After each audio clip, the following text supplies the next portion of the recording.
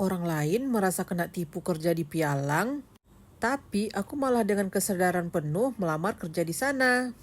Kok bisa? Welcome to GBS, Gibah bareng Sri. Aku baru tamat kuliah dan beberapa waktu lalu wisuda.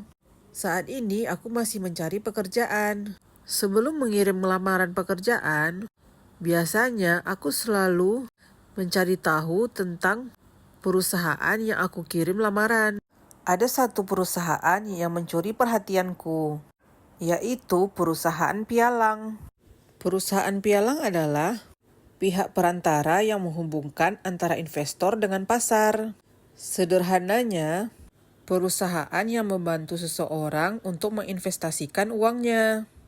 Di daerahku, jika mendapatkan lowongan pekerjaan di perusahaan pialang, maka karyawan akan merasa kena tipu. Biasanya, lowongan pekerjaan yang di-share yaitu adalah admin. Tapi ketika interview atau training, karyawan yang diterima akan disuruh mencari nasabah untuk melakukan investasi. Jika tidak ada yang berinvestasi, maka tidak akan mendapatkan gaji. Tapi anehnya aku malah dengan kesadaran penuh melamar ke perusahaan tersebut. Mungkin terdengar aneh, tapi aku punya tujuan lain, yaitu aku ingin mencuri ilmu mereka. Karena yang aku tahu, karyawan harus mencari orang-orang kaya untuk menginvestasikan uangnya. Aku ingin mengambil trik itu. Bagaimana cara sistem marketing mereka untuk menggait orang-orang yang punya uang. Karena aku sangat minat sekali di bidang marketing, tapi aku tidak punya dasarnya. Makanya aku melamar di perusahaan tersebut. Beberapa hal yang bisa aku tarik adalah, yang pertama, usahakan HP kamu adalah iPhone. Bukan maksud untuk merendahkan pengguna Android, tapi bagi beberapa orang, HP dengan merek tersebut menunjukkan strata ekonominya. Dan ketika bertemu dengan klien, triknya adalah HP ditaruh dengan posisi terbalik atau memperlihatkan bagian belakang, alias pamer logonya. Dengan begitu, itu akan menjadi nilai tambah untuk dirimu sendiri.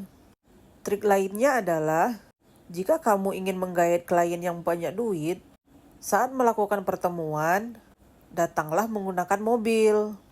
Meskipun kamu tidak punya mobil, kamu masih punya trik lain, yaitu dengan taksi online. Ibaratnya begini, jika kamu aja terlihat susah atau terlihat memiliki ekonomi menengah ke bawah, bagaimana seorang kaya itu akan percaya menyerahkan uang dia yang banyak kepadamu?